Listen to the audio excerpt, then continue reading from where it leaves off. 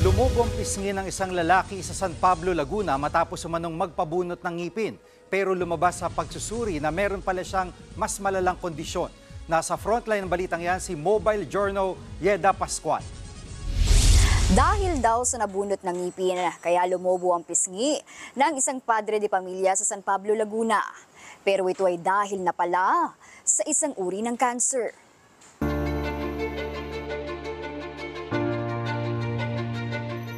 Dalawang taon ang tinitiis ng 41 anyos na si Tatay Michael Bautista ang kanyang lumubong pisngi.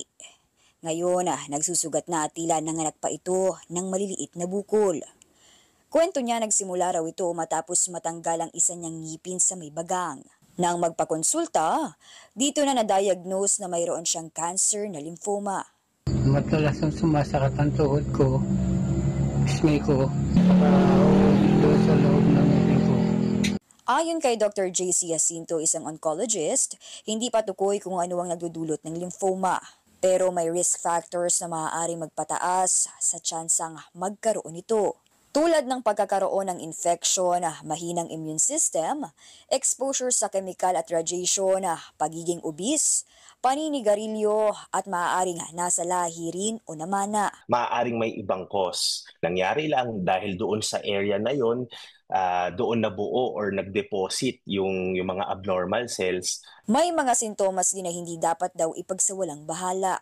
Tulad ng biglang pagkakaroon ng painless na bukol, pamamaga sa ilang parte ng katawan, lagnat, pagbaba ng timbang, pagpapawis sa gabi, at mabilis na pagkapagod.